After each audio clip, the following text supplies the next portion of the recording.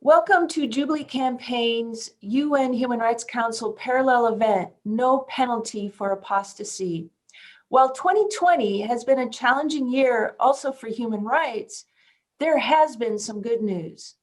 In July 2020, it was announced that the transitional government of Sudan had formally ratified and implemented the Miscellaneous Amendments Act, which, among other provisions that reflect a positive turns towards human rights, it abolished Article 126 of Sudan's criminal code, which criminalized apostasy.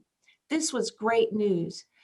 In that vein, Sudan also finalized an interim constitutional declaration, which includes provisions protecting freedom of religion or belief. In effect, Sudan has set an example that the repeal of apostasy laws is possible, and we would love to applaud Sudan. And as in fact necessary for all nations to exhibit this commitment for human rights. And we ask that all nations take a view to do so. At the same time, several countries across the world continue to adopt and strictly implement laws that restrict the rights of individuals to freely adopt a religion of one's own choice or none at all.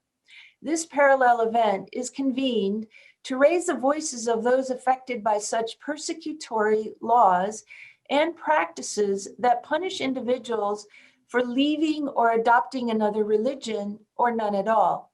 And we also want to encourage states to work to see these laws repealed by looking at best practices. We are honored to have today a group of distinguished speakers and survivors who will be sharing their expertise as well as their experiences. We appreciate the fact that our moderator today will be Ambassador Jos Doma. He's the Special Envoy for Religion and Belief since July of 2019.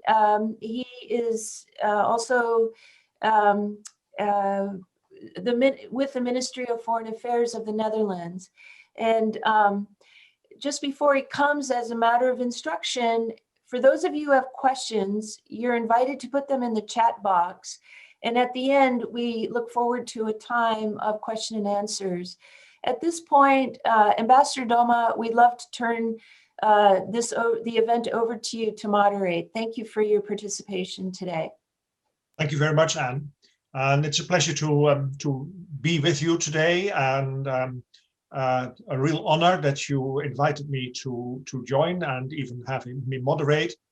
The issue of apostasy is very dear to me and my minister, since it immediately concerns a basic human right, an individual right and an individual choice. But it's also a very sensitive issue, and therefore this webinar is most timely. And because of sensitivity, you see a red dot linking in the upper left corner, which means that we are recorded.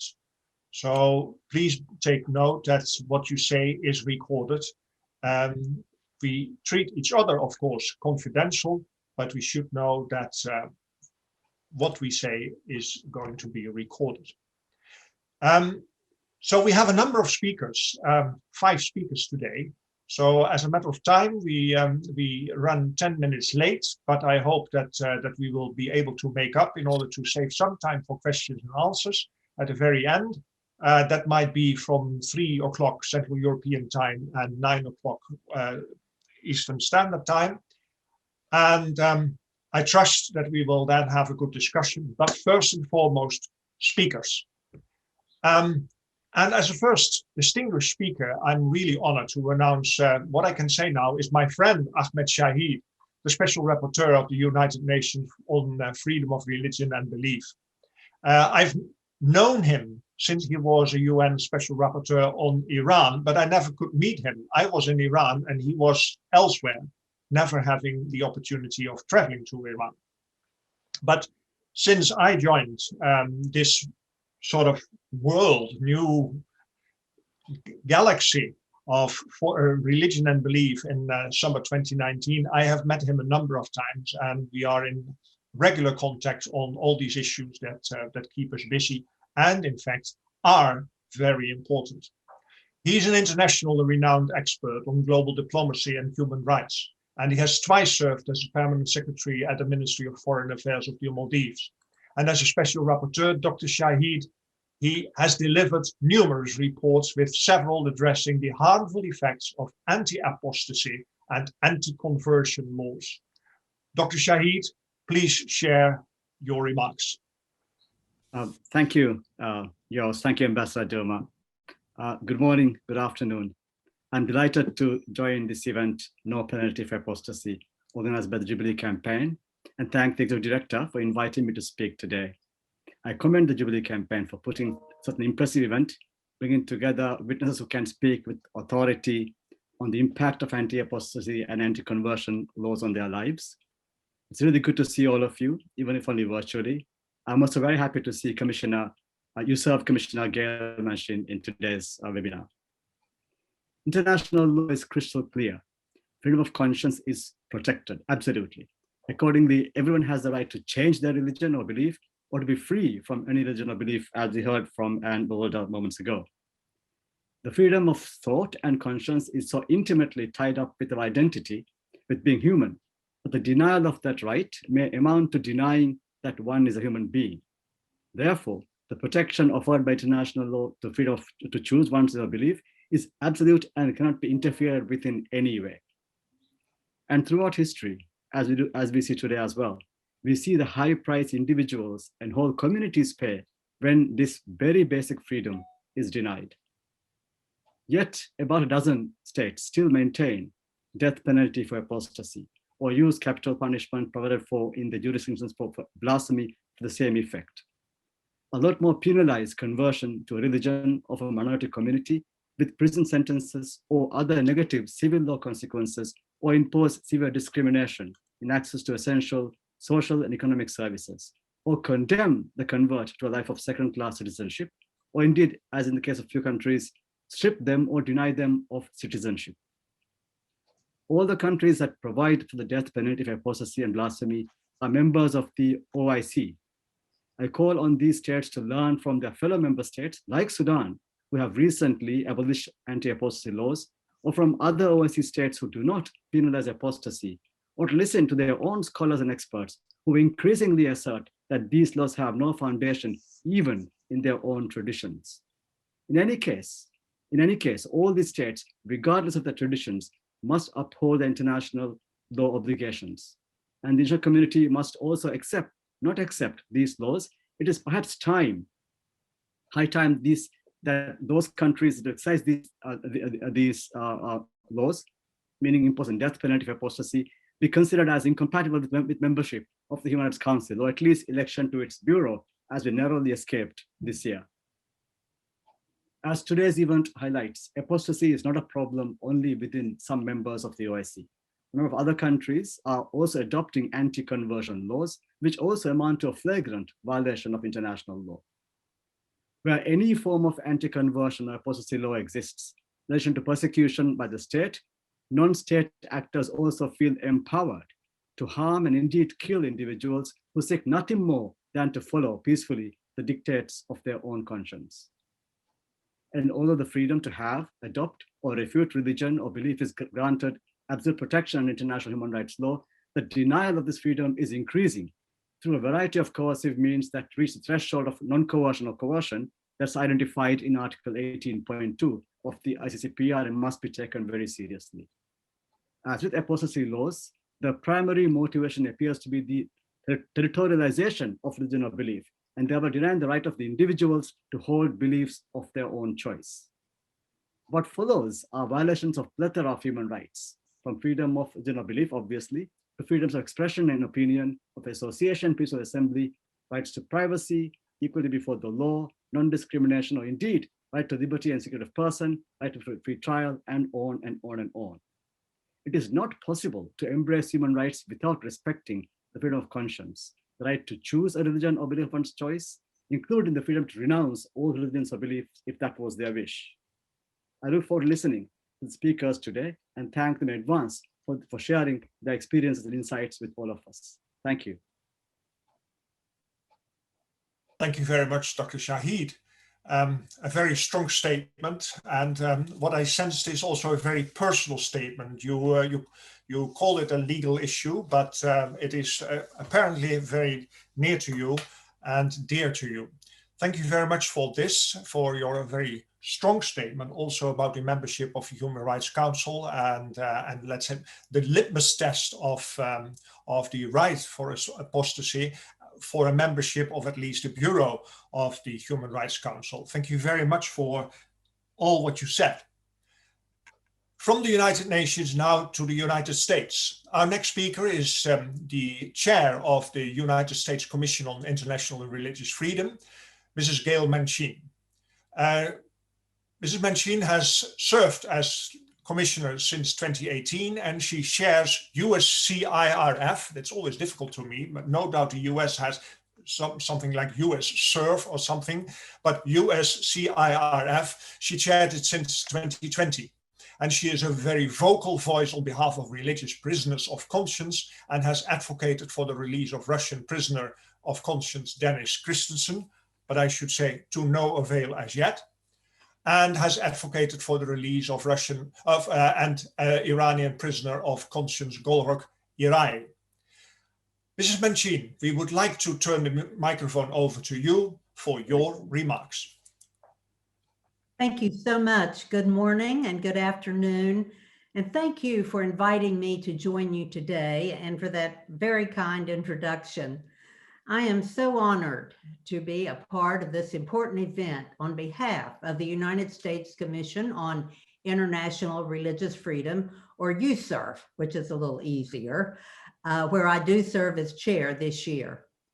USCIRF is an independent bipartisan advisory body that monitors religious freedom worldwide using international standards and makes policy recommendations to the President, the Secretary of State, and to Congress.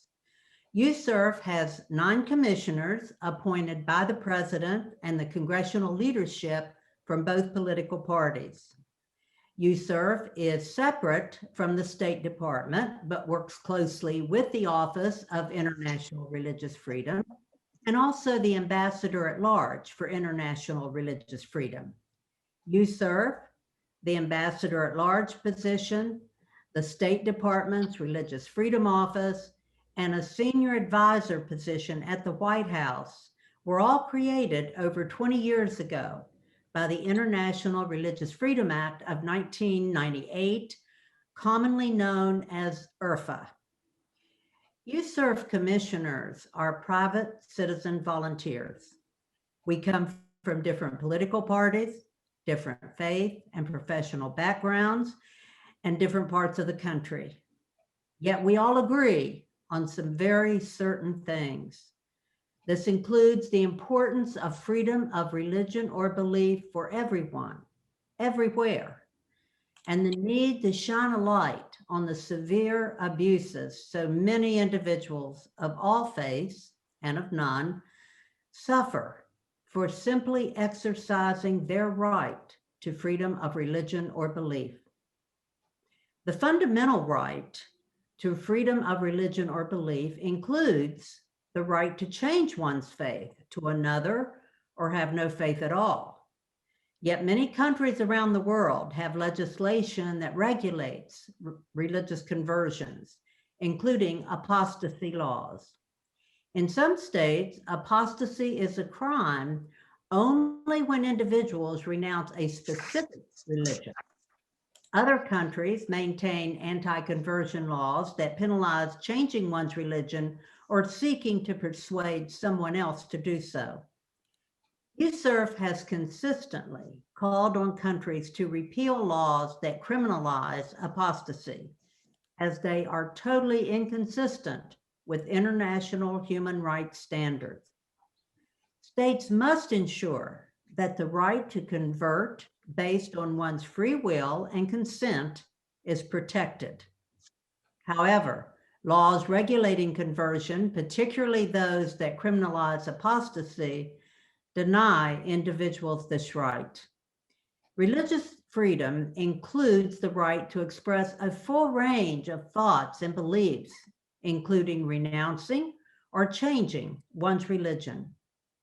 By criminalizing apostasy or conversion, these laws expressly impede this right.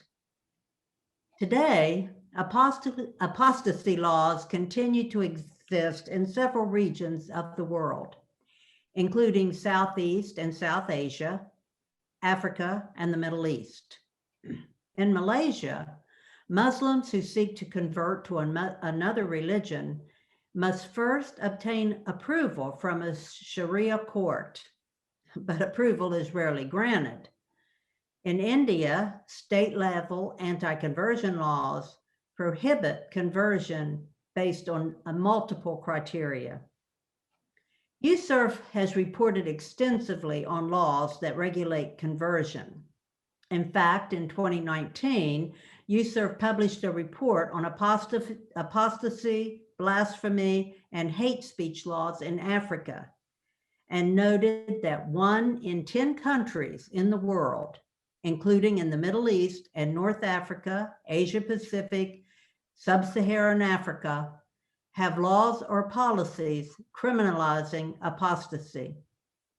These laws are often overbroad and can be used to limit a variety of religious expression. Some countries, including Afghanistan, Brunei, Saudi Arabia, Yemen, Mauritania, Qatar, and the United Arab Emirates, consider apostasy a capital offense. In Afghanistan, conversion from Islam to another religion is considered apostasy, which is punishable by death, imprisonment, or confiscation of property, according to the Sunni Islam Hanafi school of jurisprudence. In 2015, Saudi Arabia sentenced poet Ashraf Fayyad to death on apostasy charges. While the sentence was later commuted to 8 years in prison and 800 lashes, Fayyad remains in prison. USCIRF religious prisoner of conscience, Raif Badawi, was also charged with apostasy based on the content of his blog, Free Saudi Liberals. While thankfully the apostasy charge was later dropped, Raif not only remains in prison alongside his lawyer, Ralid Abu al-Qarib, but has recently been denied access to crucial medicines by prison officials. In Iran, the government prosecutes apostasy under charges of insulting the prophet or corruption on earth and other similar charges. While apostasy itself is not codified in the penal code, these related charges are often capital offenses pronounced against those who dissent from the government's official religious interpretation or convert from Islam to other religions.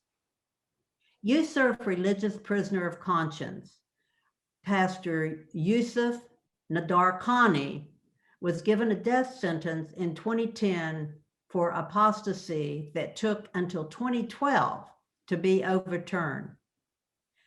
Nadarkhani, a convert from Islam, was arrested on charges of promoting Zionist Christianity in 2016, and today still remains in prison. So as we see, while many countries around the world continue to regulate religion conversion using apostasy laws, there have been some recent positive developments, as has been noted in our introduction and also from Shaheed. Since assuming power, Sudan's transitional government has taken concrete steps to advance human rights and religious freedoms in their country. For example, in July 2020, the transitional government passed the Miscellaneous Amendment Act, which repealed Sudan's apostasy law, as well as other laws that violate human rights. USCIRF is encouraged by this recent development and urges all countries to repeal laws that criminalize apostasy, and to please free those detained or convicted for apostasy and related crimes. I would like to personally thank the Jubilee campaign for hosting this important event. And on behalf of USERF, thank you again for inviting me to join you today for this most important webinar. Thank you so much. Thank you very much, Gayle, for that very concise and pointed statement, for all the expertise and experience that you shared with us. And you also shared with me how to pronounce the name of your commission, because that's what you do. You serve. You serve. Yes, sir. Thank you. Indeed. Thank you very much for that. And you and Ahmed both serve the international community on apostasy and FORB at large, but you do so in a way as professionals. And we now turn to a number of people who experienced it for themselves, by themselves. So our next speaker is Mariam Ibraheem. Mariam is a well-known Sudanese religious freedom activist. Born to a Muslim father and an Ethiopian Orthodox mother, she was raised in her mother's faith and eventually married a Christian man. Sudanese authorities arrested Mariam in May 2014 after one of her relatives reportedly accused her of committing adultery for marrying a Christian man. As such, it was not considered a valid marriage. The court charged her with apostasy from Islam and sentenced her to death. And you just heard Gayle pointing out how common that is, but it happened to you, Mariam. Thanks to international pressure, you were released. And now Mariam advocates for religious freedom and gender issues. Mariam, we welcome you to share your testimony. Thank you very much. Thank you for having me. Thank you so much, Anne, on Jubilee campaign. You are absolutely a hero for many of us, the victim of or survivor of religious persecution. And I personally and my children are very grateful for your organization and for your work. Thank you, Gayle, Ambassador, and thank you, Ahmed Shaheed, for your work on behalf of those who are suffering for human rights violation. So my case, as you said, is apostasy in many cases is not about just conversion. It's not about converting to Islam. It's related to family laws in too many countries. And it's related to legal systems in those countries like Sudan, Egypt, Saudi Arabia. And there is a very uncomfortable conversation and uncomfortable words have to be said when it came to case like apostasy, like religious freedom. And it's talking about Sharia law, because we cannot ignore all those who are suffering under this law, and at the same time come to speak about how we can fix it. Because if we do not give the problem name or point it out, we won't be able to have any solution or fix the issues. So it might make some of us uncomfortable to hear a word about Sharia law, because when we talk about Sharia law, we don't talk about any religious. We talk about the law that use the religious as an excuse to punish people. So I was born to a Muslim father and a Christian mother. This is the same time, it's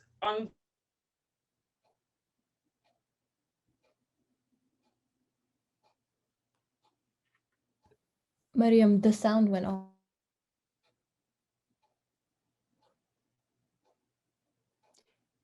and are unequal to men in many parts on life.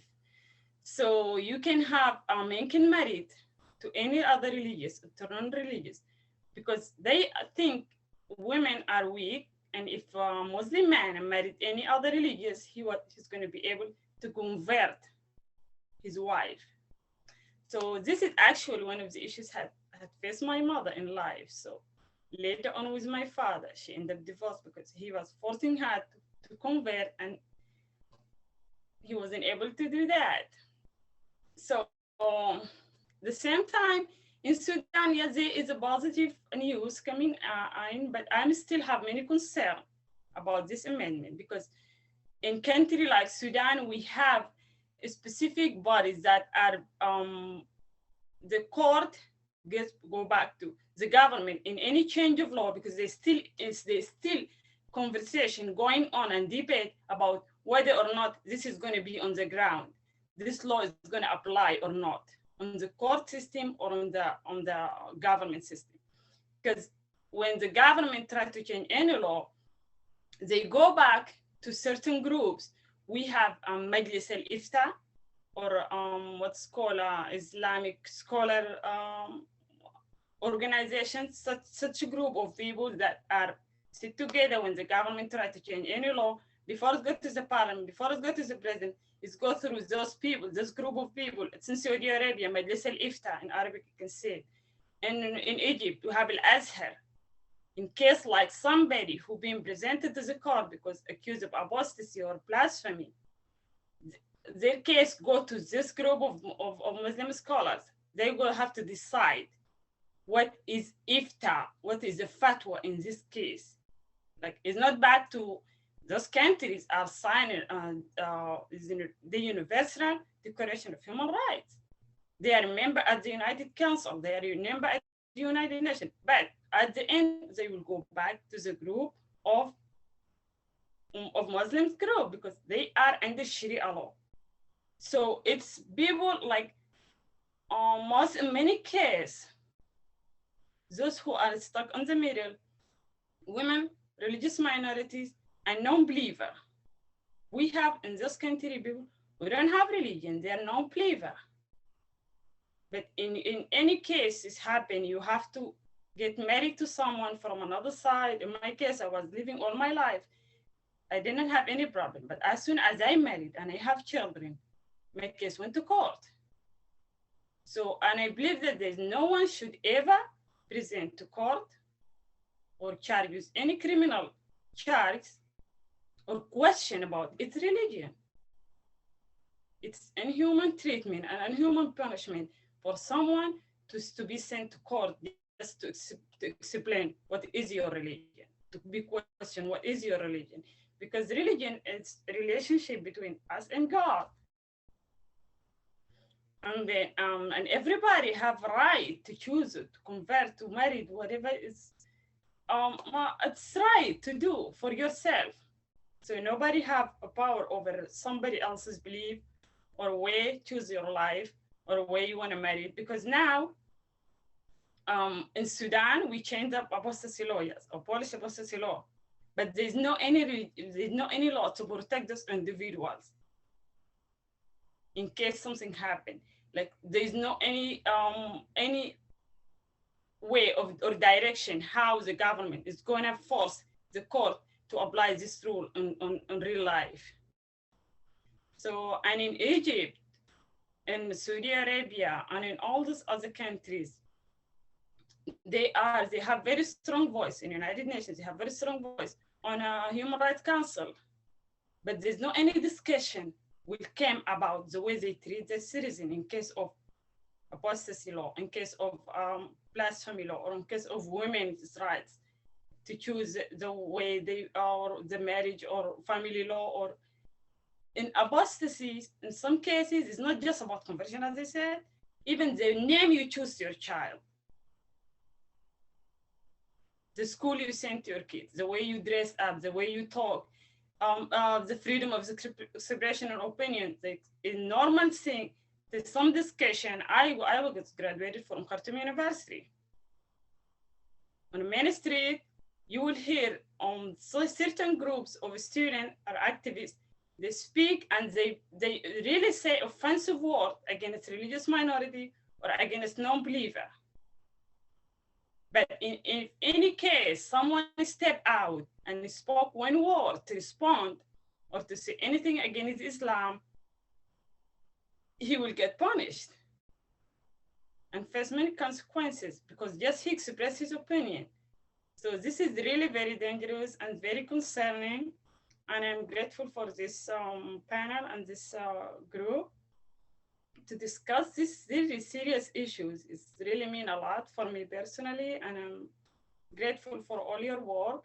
And as I said, it might not be a comfortable conversation, and some words might not make some of us happy, because Sharia law is the main issues for apostasy laws and blasphemy laws and discrimination against women and children of religious minorities.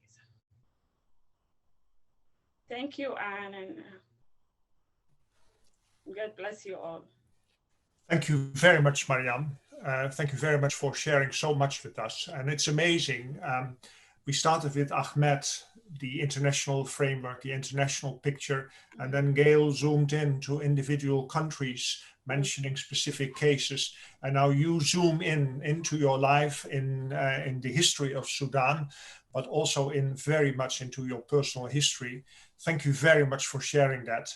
And the Secretariat just alerted me that we should know indeed that you spent 2 years in prison and Yes. even gave birth to your child in prison. So you really lived it through, and thank you very much for sharing so much with us. Very enriching and a good stimulus for the discussion. And I hope we still have time for that. I see questions coming in the chat box. Please use the Q&A box for raising your questions. Be brief, then the Secretariat will share them with me, and I hope we will have some time to deal with questions and with answers. But first, some more speakers. Our next speaker is Mohamed Cheikh Ould Mkhaitir.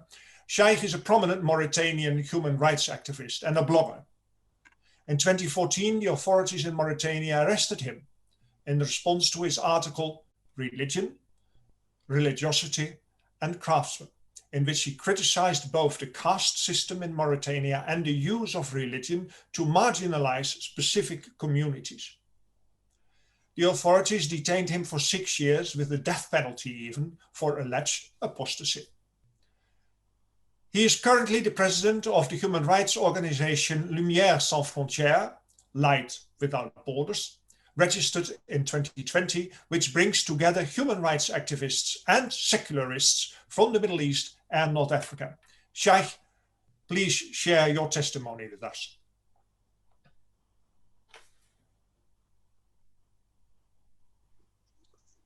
شكرا جزيلا لكم جميعا، وبداية أشكركم على إتاحة هذه الفرصة للحديث عن قضايا الردة وقضايا الزندقة. Sorry, I understand we have to push a button. We have to look for English translation in the interpretation button. Cheikh speaks in Arabic. Thank you, Cheikh. Oui, bonjour, c'est bon maintenant? C'est bon.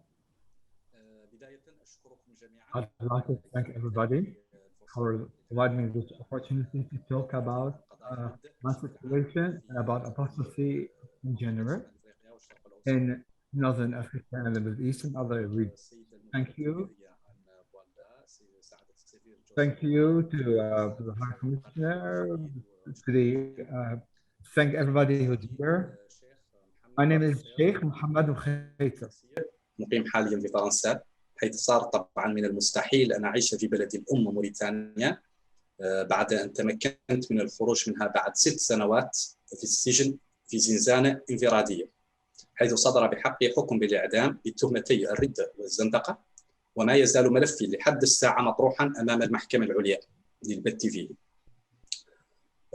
جاء هذا الحكم بالإعدام بعد كتابتي لمقال أنتقد فيه الطبقية الاجتماعية والعبودية المؤسسة على أسس دينية وخصوصا الدين الإسلامي. نعم، لقد رجوت جسديا بعد 6 سنوات في رواق الموت، ولكن سلب مني الحق في العيش على أرض الوطن، لأن الحياة في المنفى ليست إلا موت آخر. وآثار 6 سنوات من التعذيب لا يمكن محوها على الإطلاق. ينضاف هذا إلى جريمة الاختطاف. أنا لم أسجن فقط، سجنت تلك السنوات، ولكن تم اختطافي أيضا لمدة 2 سنين، وهي جريمة اختطاف تعرضت لها وبقيت تحتها لمدة 2 عام من حياتي، ولم آخذ بحقي منها بعد. وما يزال المجرم وأعوانه من ممتهني الاختطاف أحرار يزورون المنظمات الدولية كأنهم لم يفعلوا شيئا.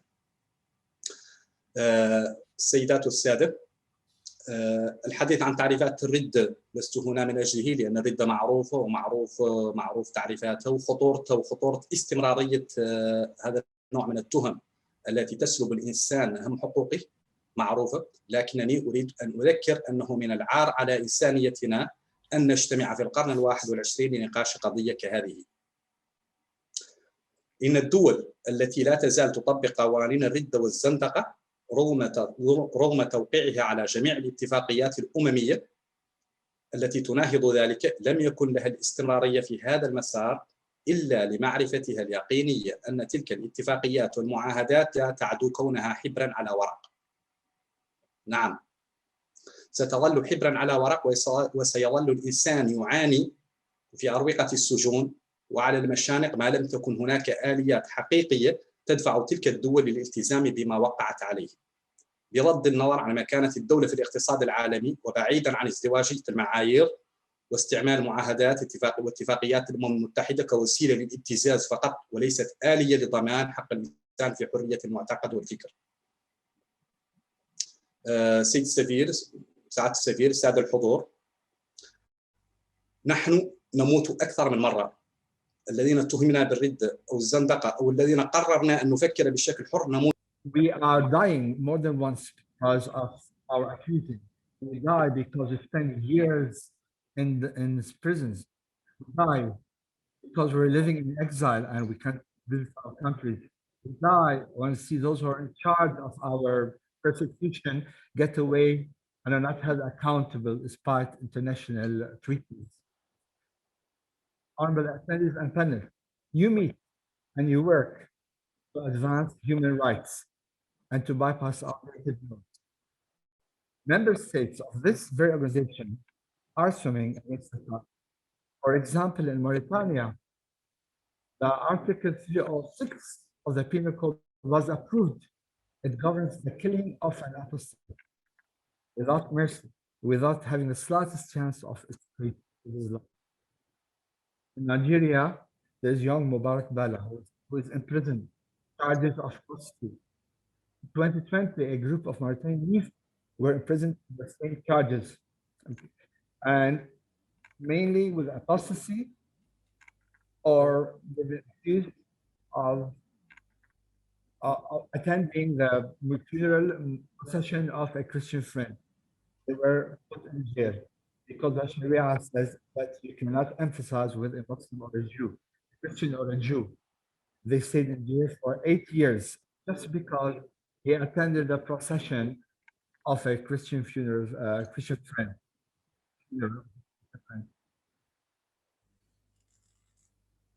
Merely by connecting me using WhatsApp is considered a crime that can lead you to imprisonment. Many countries today around the world are raising the sword of apostasy upon the necks of inhabitants. For instance, Yemen, Pakistan, Iran, Egypt, Eritrea, and others. As I was preparing for this meeting a few days ago, we heard that a Yemeni young man, Bashir Bakari, was imprisoned under the accusation of apostasy in Taos ties in Yemen. There's a lot of covering in media that's talking about different things, but they're not focusing on media that's related to human affairs. This media coverage make the world know a lot about what's going in them. Examples of the margin countries in Sahel and Sub-Saharan. These people are allowing authorities start exploiting the workers, and they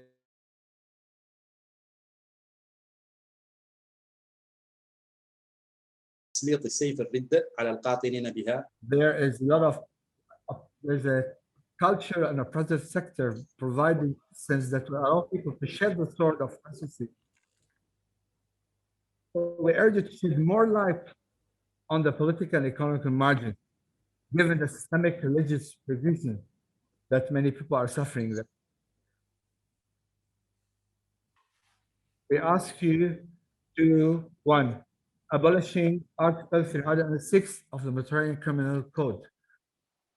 2nd, repeal Articles 12 and 249 of the Penal Code in Yemen. 3rd, the abolition of all laws that lead to the imprisonment of anybody who criticizes religion.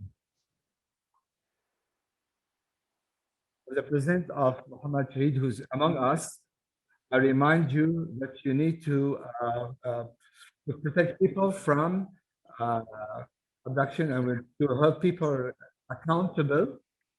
I would like my rights to be reviewed. I demand that my rights, in accordance with the International Convention, in order for me to, my abduction is something that needs to be taken care of. It's pity that I haven't been vindicated. Thank you so much for listening, and thank you, everybody. I hope that I did not overstay. Thank you very much, Cheikh, for sharing so much with us. Both your personal experience, your national experience, and also focusing on the region. You referred to a serious case in Nigeria.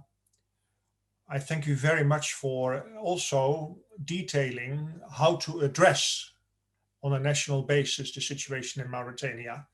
And Ahmed, I think it is opportune to refer here to the Universal Periodical Review in the framework of the Human Rights Council. And in the last session, we had a discussion with Mauritania on its legislation.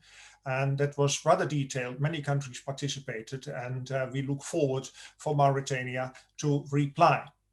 Of course, the reply will be just a reply by a country that is self-confident. But I sense from the chat box how important it is for the participants in today's session that they want to know how to deal with this, how to address these issues.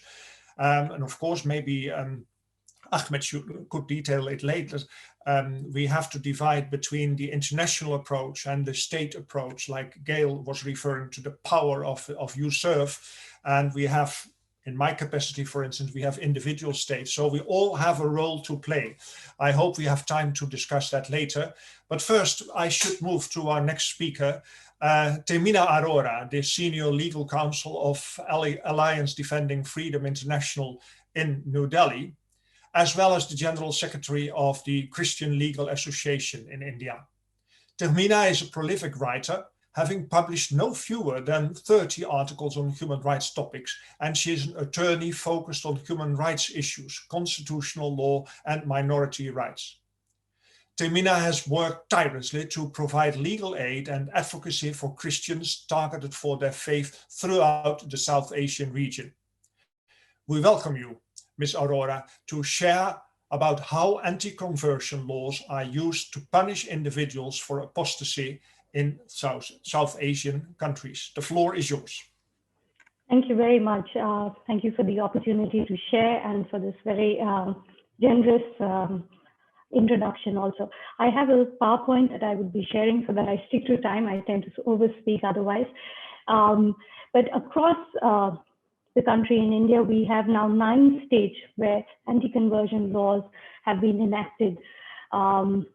If we could move to the next slide, please. These laws regulate how religious conversions take place. They require every time there's a religious conversion that the person who is converting their faith go and inform the local authorities, and the local authorities will then conduct an investigation whether the conversion is genuine. What this has resulted in over the many years that they've been enacted, and the most recent ones have come over 2020 in Uttar Pradesh and amendments to the laws in Madhya Pradesh, is now that you're seeing several Muslims and Christians being falsely accused and arrested under the law. If you could change the slide, please. I would like to point to Section 8 of the Uttar Pradesh Prohibition of Unlawful Conversions of Religion Ordinance. Like I mentioned, this has just come in 2020. If you see what the section says, it is extremely disturbing. It says that anyone who desires to convert their religion shall give a declaration in the form 60 days in advance to the district authorities. And then the district authorities are mandated under law to find out through a police investigation what is the real intention, the purpose and the cause of the proposed religious conversion. Any contravention in Section 1, and I've not quoted subsection 2 because that relates to the priest who's conducting the conversion ceremony, but contravention of subsection 1 will render the proposed conversion illegal or void. So as a convert, I go to the authorities, or I choose not to go to the authorities because I fear for my life, I fear violence. What happens is that the conversion is illegal or void, and I can be imprisoned for up to 6 months, but can extend up to 3 years and liable for a fine of 10,000 rupees. This is perhaps one of the most stringent provisions under the Uttar Pradesh ordinance, and it is being debated now from an ordinance to actually bring it into an act. And if you could go to the next slide, the impact this has on women, because not only do they require that every conversion be recorded, but especially when there is a marriage element, then these particular interreligious marriages are particularly under the scanner. That's what all the new amendments propose. They also have enhanced penalty if the person who is converting their faith is a woman. So instead of a 1-year jail imprisonment, it will mean 2 years. So it just doubles the penalty across the board. So these laws really rob women of agency. Priya, who's here in this photograph, chose to marry Tawfiq, a Muslim man. She decided not to tell her parents about the marriage, even though it was conducted under the Hindu ceremony. Her parents objected to the marriage. Both Tawfiq and Priya are adults. And in spite of that, because of the complaint by Priya's parents, Tawfiq was arrested and detained, and there is now a petition pending. 2 adults choosing to get married in Uttar Pradesh will find themselves in extremely difficult situations merely because they belong to 2 different faiths. If you could go to the next slide, please. We've seen also, because of the result, because of these recent amendments, frequent attacks against in places of worship. Pastor Vimal, who's pictured right here in the middle, wearing the shawl, was attacked in his home, in the home of a Christian, where he had been invited in for a prayer gathering. The police was brought in by the mob to this home. The mob surrounded the house, beat up the local Christians present. They beat up the pastor present, Pastor Vimal, and the police, instead of protecting Pastor Vimal and the believers who had gathered there, arrested Pastor Vimal, and he has been charged under the new UP law. And like I said, he could face jail time because of this enactment. Worshipping in somebody's home at their request of the believer in police presence, and he gets beaten up. Sadly, what these laws also do is they require now that they have flipped criminal jurisprudence on its head. So I no longer have to prove that XYZ was converting me by force, fraud, or inducement, but rather the person who has been accused has to prove his innocence. So you are no longer innocent until proven guilty. You are guilty unless you prove yourself innocent. And this is a huge step forward under these new amendments. On the flip side, if you could go to the next slide, for several years, India has on record since 1950 a presidential order that defines who is a member of the scheduled caste, or who could qualify as a Dalit and can get access to both government benefits, various government schemes, or even protection from the caste atrocities that we see very commonly across India. And the 1950 presidential order expressly says that no person other than a Hindu, a Buddhist, or a Sikh can be a member of the scheduled caste. What does this mean for Dalits who embrace faiths other than Hinduism, Buddhism, and Sikhism? A small group of Dalits in Assam, in the northeast part of India, are being targeted by their local community merely because they have started attending a church. They have been singled out, complaints have been filed against them because as Dalits, you dare not choose to embrace another faith. There will be strictures by law, government law, and there will be loss of benefits and loss of protections. Last year, there were over 279 incidents where Christians were targeted for their faith. Only in 47 of those incidents did the police register a formal complaint against the attackers. If we could go to the next slide, please. Our recommendations are that we need to enforce legal protections for religious minorities to ensure that the rights guaranteed under the Constitution of India, the government of India should take strict measures to ensure these rights are enjoyed by all citizens. We also ask for the international agencies, governments, to call on the government of India to call for the repeal of these freedom of religion acts that have been enacted in 9 states. And we also call on the international community to call on the government of India to implement the recommendations that would allow everyone, regardless of religion, all Dalits to enjoy equal status under the 1950 presidential order. I thank you again for this opportunity to present. Thank you. Thank you very much, Tehmina.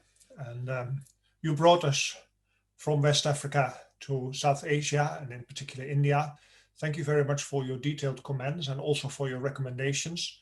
I hope that we will have time to discuss them. But first we have our final and last but not least speaker, Ladan, an Iranian Christian converted to Christianity, who now works for Elam Ministry. Authorities in Iran kept Ladan in prison in Tehran for 36 days, with 25 days spent in solitary confinement. She will share about the situation for Christian converts in Iran. Welcome, Ladan. Thank you. Thank you for having me here to share a little bit about how Christians in Iran are persecuted. The title I give to my talk is "If Only It Were Just Prison."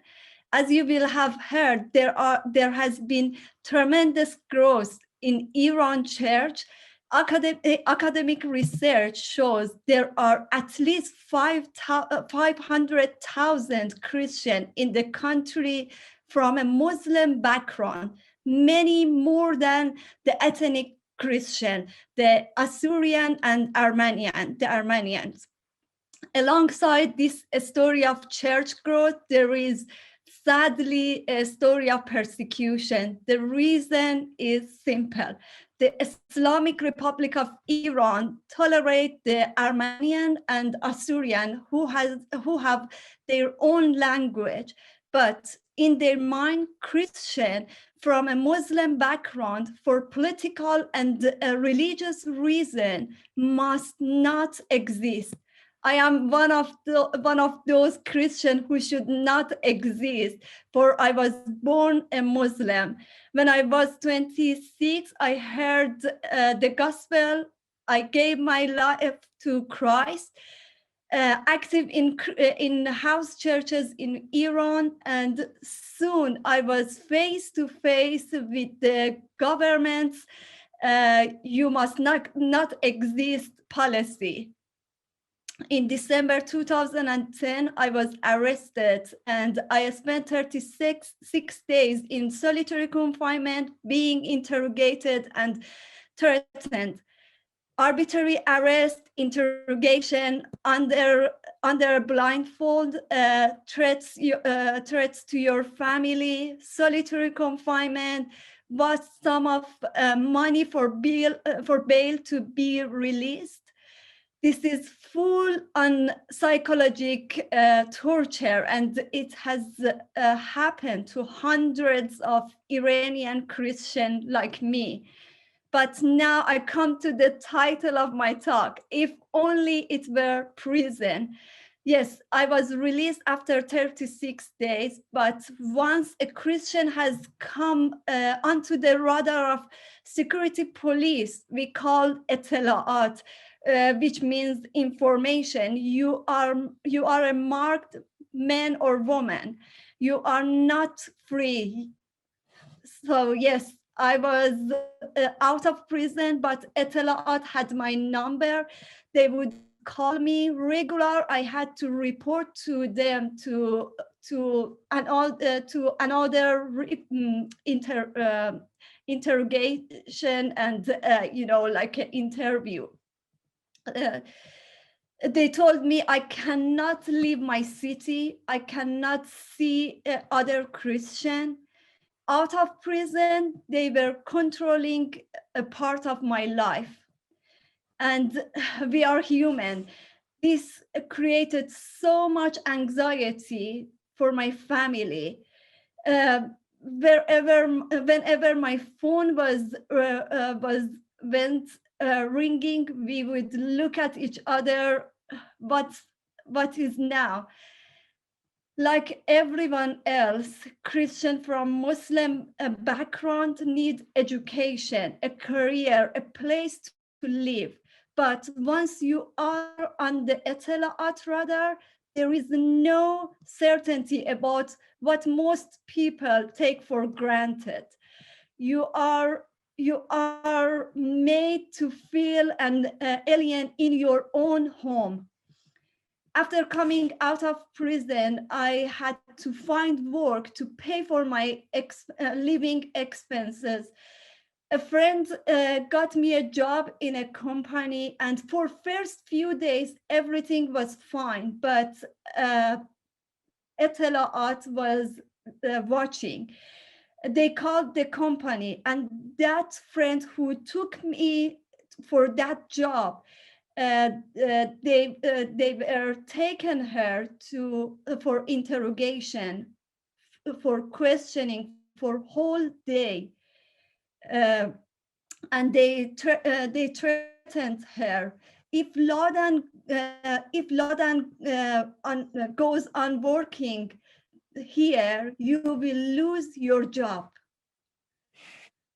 Can you imagine how other workers look at me when I went there to work? I was trouble. I was toxic. I couldn't stay. And if اطلاعات could do this to this job, to this company, they could do it wherever I went to work. That's the title of my talk. If only it were prison. If only I could have come out of prison and got on with my life in my own country. I know other Christians who have studied hard, but then they have got onto اطلاعات radar and not been given their degree, or professionals like engineers or dentists who have had their license to work revoked. Even parents who have been told they must give up their adopted child. If only it were prison, but it's not. The government do not want us to exist. They want us out of Iran. Once you are on their radar, they strip away from you the basics from a normal life. And like me, many concluded they can only birth normally if they leave Iran. If only it were prison, but it's not. It is often exile. and that is a form of persecution that continues not just for 36 days, but for one's whole life. Prison and interrogation and solitary confinement is grim. Our prayer must be for those suffering this dark journey as I speak. But let us pray for more. Let us pray that the Islamic Republic of Iran will realize it is impossible to deny the existence of people like me. We exist, hundreds of thousands of us. So let us pray that they grant us full legal recognition so we can live and prosper in our own country. Thank you. Thank you very much, Ladan, for your very personal testimony and persistent talking. Thank you very much for sharing your emotions with us. Very painful indeed. In the meantime, we saw a number of questions coming in, and most of the questions, they dealt with how to repeal, how to cure. And I understand that Mariam's lawyer is in our midst today, and maybe I could give him the floor, Mohamed Ahmed, briefly to explain to us what is essential repealing these family laws, because that is what Mariam paid lots of attention to. So how to repeal these particular laws, and then maybe Dr. Shaheed could comment on that and put it in an international perspective, also referring to his work for the Human Rights Council and the member states of the United Nations. And hopefully we then have another round, time for another round. It is 8 minutes past 3 in Europe, and I have a bit more time. I hope other panelists have as well. So let's take some extra time till 1/2 the hour. I hope that you can stay with us. If not, sorry to see you go, but I think the discussion is worth it, and more than the discussion, the cause is worth it. So Mr. Mohamed Ahmed, please have the floor briefly, then immediately Dr. Shaheed. Thank you very much. And I would just want to add that blasphemy is still a crime in Sudan, as well as many other crimes, and many laws have to be amended to be in harmony with the constitution. That we had a good constitution since 2005 up to 2019 when the revolution changed the law, the constitution.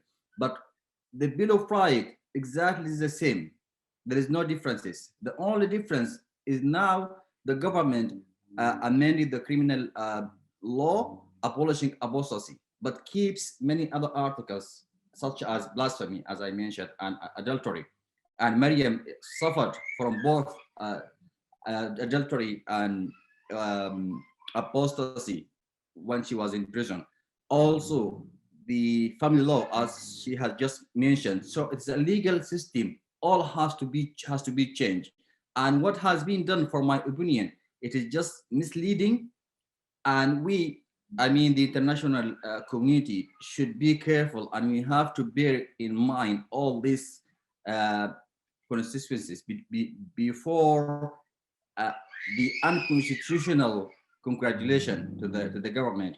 It also includes freedom of belief, includes the right of practicing, which is still denied by the authority for Christians. Some Christians, we may hear the last month a church was banned, and the authority refused to give them alternative church to practice their religion. It's also Shia and Republican Brotherhood and other. So just I want to make a small point. Yes, the government, at least the civilian, willing to make a change, but what has been done so far is not enough. It's much less than should be done. Thank you. Thank you, Dr. Shaheed. Thank you. That's a very good question, a very good observation. And of course, we often get caught between trying to not overrepresent change and underrepresent change. When there's been something good done, we have to recognize that, but be very careful, as you said, the word was being cautious. Yes, be very cautious whether or not that goes far enough. And of course, it doesn't go far enough. And a lot more work has to be done. But while we encourage the positive step, we make sure we also make clear what other steps are required. And what is required here, I think, is engagement with the government and civil society, and find multiple entry points through which we can change this.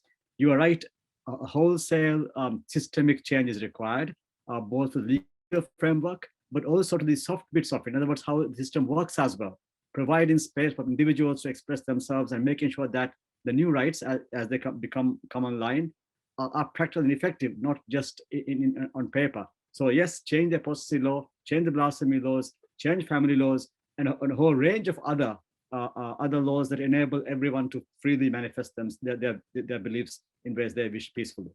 Very good point. Thank you. Thank you. But I stay with you because this is in the situation of Sudan, which, as Anne pointed out in the beginning, is a very positive, surprising development over the past 2 years. But in many cases, and Ladan was very specific about Iran, we have a collectivist and almost totalitarian, I think that rightfully I can say totalitarian system, where both society, at least expressively, you don't know the silent society, but how society is perceived, both society and the legal system and the government are on tune, are in tune, and all want, as Ladan said, the Christians out. From her perspective, that is correct, the Christians out. But from the official perspective, and she referred to the traditional, the ethnic religions that are tolerated, but you should stay there. You should stay in your box. No creativity, no real freedom. How to address those situations, Dr. Shaheed, all the varieties of individual situations we had.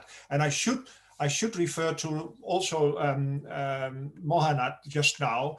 It is not only for instance, Christians suffering in Muslim situations. It is, as was pointed out by Tehmina, also Muslims in Hindu situations, and it is minority Muslims in majority Muslim situations. So it is a very difficult situation, but for us, for you and me, it boils down to the states. We deal with states and sovereign states. So maybe you could detail how to address the situation also from your perspective in the different situations. Right, thank you. I think we need to, develop country-specific strategies, which looks at multiple entry points and multiple levels of work.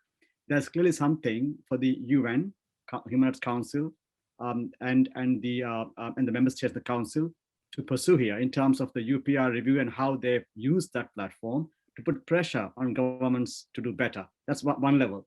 Followed by member states of the UN, such as, well, your own country, yours, and many others who are champions of human rights, to do more in terms of bilateral or multilateral, say within the EU context, or in the case of the IRFBA, the alliance launched last year.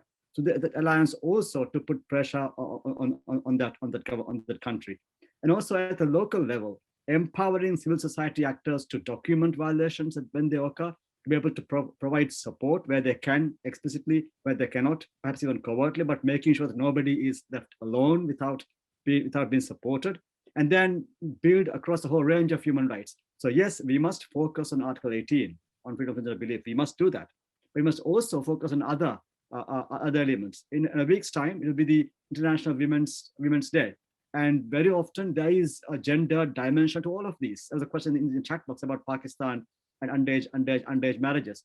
All of these need to be addressed. So we have to look at multiple levels, see what all of us can be doing individually and collectively. And I think raise up the pressure internationally. I mentioned earlier on, we should seriously consider whether or not countries who have these most egregious versions of this practice, should they be eligible for bureau membership in the council? Should they be eligible for membership of the council itself, or some kind of more strong pressure? And also look at the Magnitsky acts coming up in countries where they can focus on judges and government leaders who apply or use these laws for these purposes. So I would look at multiple actors looking at different levels of action and putting pressure on these countries to change this, not just through Article 18, but Article 18 plus other entry points. So civic space is an important aspect of this. Thank you. Thank you for that. Yes, we have to brief together, so to speak, the multilateral and the unilateral and the bilateral perspectives. Is there a system, for instance, in the case of Sudan, because it was so well addressed, so, that let's say the international family, the international community can help Sudan for a complete overhaul of the legal system, all the which acts has been pointed out, which acts to change, and then of course which mentality to change, because it was, for me, it was very striking how Mariam moved from let's say the comfort situation to the gender situation, because as a woman she felt oppressed, she lacked rights as a woman, and then came the family, because the family was a prison for the woman who converted, in the perspective of Sudan, converted to Christianity. Are there means for you as UN, as experts in the office of the High Commissioner, and also for individual member states to address the situation and help Sudan and other countries for that matter? I agree. Yes. Of course, the pandemic had intervened in our efforts to reach out to Sudan. I was supposed to have been there last year, and my purpose would have been to do a full audit of the country's situation and recommend a comprehensive set of measures to advance that.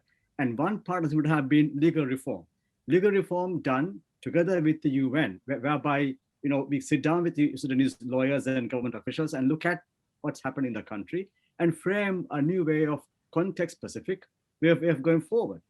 So it would involve, as many highlighted here, a full reform of the legal system, including throwing out Sharia law, bring a new legal penal code, all in line with international standards. And to, as a country is reconstructing, rebuilding after the disastrous dictatorship it had, there were opportunities for the EU, for example, now one of the biggest donors for the country, to look at how that support can also include legal capacity building and legal reform. And there are the groups like the Panel of Parliamentarians globally sit down with the Sudanese parliamentarians, look at how, of course, this also requires awareness raising, because a system doesn't grow by itself. It comes across the whole cultural setting as well. And there are actors in the country still actively pursuing repressive laws. So we have to find ways to engage with them, empower those who are moderate, or create more awareness of ways of going forward, and look at success stories. There have been other countries similar to that, going through a transition, who have written their laws in ways that are more compliant with international standards. So it's this engagement by many actors that is required in a country like Sudan, where the opportunity exists. In a country like Iran, I'm afraid, but Iran does have the tools to set things right. You were on the ground for a long time, yours. They have the basic tools there compared to many of its neighbors, but it's the refusal on their part to do anything that is the problem here. That's a political will issue, and this requires a much stronger type of engagement, much more coercive engagement with the top leaders in the country to bring about change. So I think it's context specific. And Malaysia, for example, again, requires a broader sit down with them. There are multiple ways of working with them. But again, the opportunity that was recently wasn't used well because, again, of the situation and the timing of that. But these windows don't last very long. Sudan's window exists. It will not last very long. We have to move quickly to see if we can use that to the best effect. Thank you very much for elaborating on that, Ahmed. Yes, you refer to a number of cases, and you also refer to the IPP4, the International Parliamentarians Platform for Freedom of Religion and Belief, a very important platform. And you were there last year in Singapore with the last meeting. I could not make that, but I got some reports, and it was striking how I was told that a communist Nepalese parliamentarian told a Western European parliamentarian about the plight of the Christians in Nepal. And you have to do something about it. So it was not his personal concern that much as a believer. No, it was his concern as a parliamentarian, as someone who believes in democracy. Very important that was.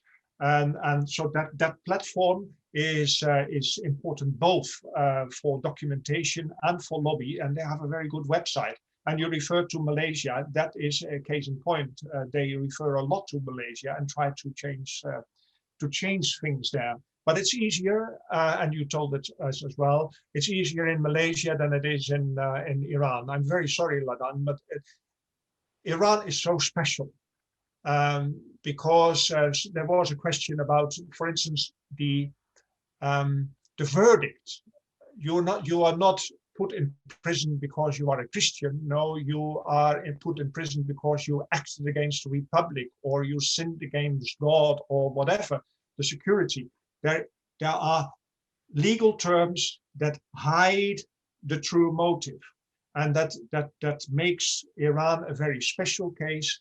That needs a very long breath to change. But indeed, Ahmed, we have to go on talking, have a true dialogue with Iran, although for most of the time it does not feel like a dialogue. But we need, as human beings, we need to communicate.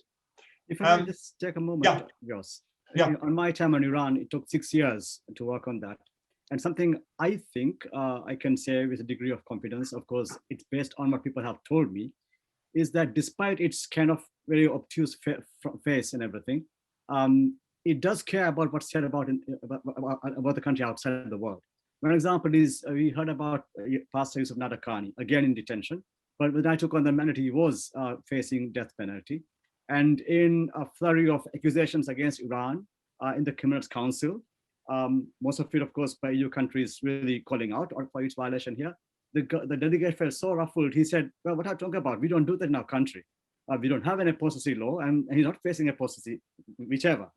Then, of course, having said all of that, he went and felt the need to honor his statement, and they had him released.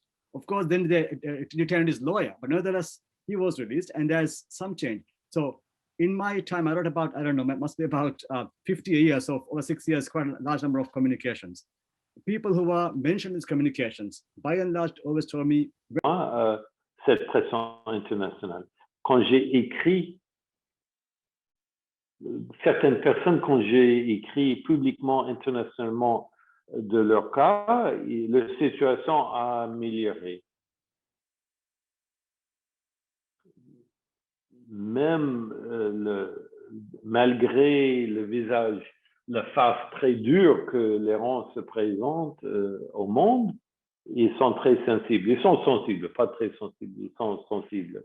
I have to refer to the other speakers, to the other panelists asked by the Secretariat. Please, panelists, look into the chat box, look into the Q&A box especially, because sometimes questions are directed to you and you might be able to answer them relatively easily by clicking, answering, and that's it. Mr. Ambassador. Yeah. Yes. Gayle. Yes. I just think that with the way the questions have gone, it's very important to point out a couple of things, and this is exactly where USERF comes into play, because many times the State Department is working on diplomatic questions, economic development questions, and so they have to balance very carefully where they go into areas of, say, freedom of religion, where USERF does not deal with anything but freedom of religion. And so there's a couple of things that I certainly have found out as serving as a commissioner, that the world cares what the United States thinks and what we say. And the fact that if the United States continues to call out these countries for their persecutions and for what they're doing, it sort of shines a light on them, just exactly the way our religious prisoners of conscience. We give these individuals a voice and a name and a face that the rest of the world can then empathize and realize what's going on in some of these countries for only practicing your faith or or speaking your faith, or changing your faith, or having no faith.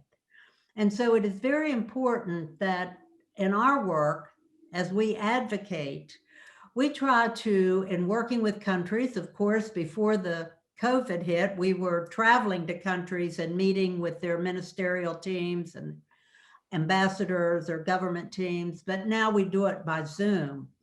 But just as what has happened in Sudan, you try to explain that a country that really values human rights, freedom of religion, that their country is going to prosper, where you have better education, then you're going to increase economic development. You're going to improve the quality of life for the citizens of that country.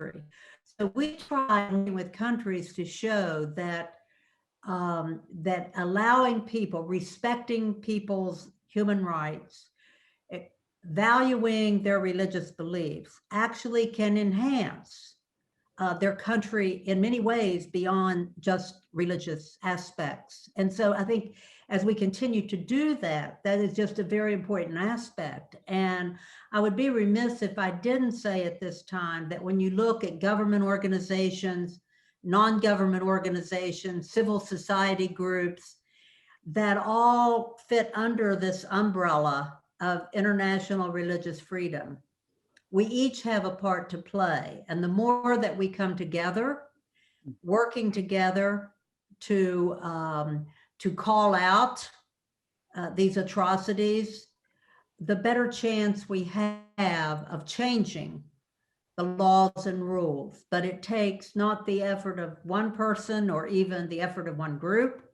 It takes a coordinated effort of all of these groups working together to using the tools that they have and the expertise that they have to advocate for the right thing to do. And so I just think it's important to recognize that there are people out there in these countries every day, certainly putting forth the effort. And then a group like USERF can continue to advocate to our president, to our Secretary of State, and to our Congress about things that we can do in this country that hopefully will set a model for what these other countries can do.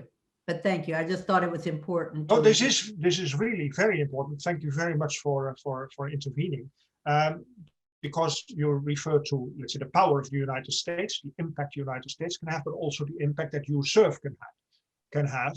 And you have a number of means at your disposal. One is indeed diplomacy, hampered a little by COVID. But what I notice is the impact of your Twitter.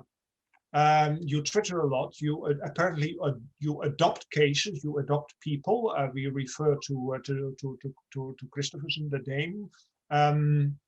But you focus on individuals. You ask attention from governments for individuals.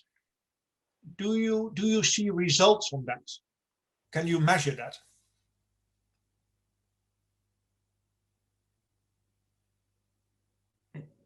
Who is you? Can you, as USERF, can you sort of measure the impact that you have by directly approaching governments, individuals? Yes, because as we talk to them, it's interesting that in many of these countries, they are caught in this crosshairs that we're talking about freedom, and yet many of these countries operate under a source of power and of control. So when you talk to them about freedom, they realize that every time there's more freedom, there is less power and less control. But as you talk to them about how you build your country and loyalty to a country is through releasing and giving people more freedom and valuing their freedoms for all human rights, but particularly freedom of religion. So yes, and as we have seen results where prisoners have been released, and it seems that in some of those cases, it has been because of showcasing, of highlighting, of putting in a spotlight what they're doing as a country. And then the fact that when they release a prisoner, there is this sort of not congratulatory, but certainly then there's more willingness to continue to work with this country to expand on letting up on some of these pressures that they are putting on their people, and with the repression that they are having. So yes, there is, and in fact, we know that not being able to travel to these countries has certainly, it's certainly been a handicap to YouServe and to the work that we do. Not being able to meet face to face certainly makes a difference. Thank you very much for that. And in a way, it was a closing remark, because you referred to indeed the impact you can have and the power for change that you have. Thank you very much for that. We are running out of time. It's over. We passed even the half landmark. I have to bring it to a close and to give the floor back to Anne for maybe some closing remarks. But in the end, I would like to thank the speakers. Dr. Ahmed Shaheed has already left us, but Gayle was very much active in the very end. Thank you very much for that. And then, of course, we have to thank Ladan, Cheikh, Tehmina, and Mariam for their testimonies and very personal contributions. And we have to thank the interpreters, and we have to thank the secretariat, Hulda, who was keeping me focused on the interventions of the participants, and of course our host behind the scene, and Buwalda. And the floor is yours for a final remark.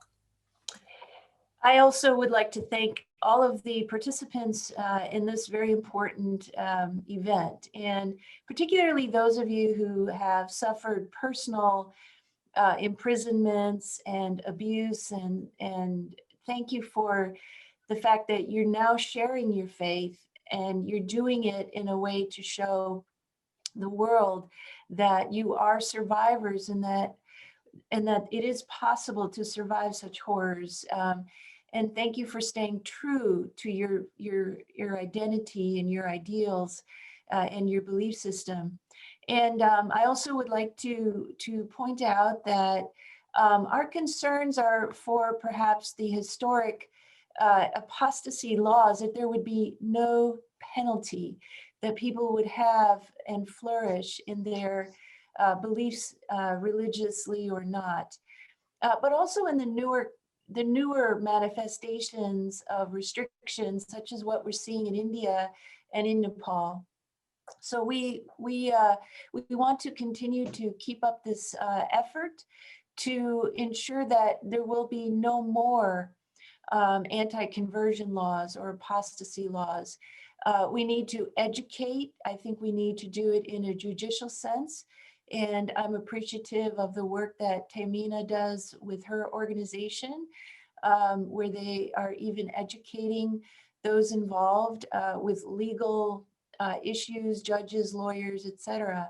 We really need to ensure that religious freedom is something that is upheld globally. And again, I appreciate all the participants, and we look forward to continuing dialogue and all the work of the international religious freedom community. Appreciate you today. Thank you so much.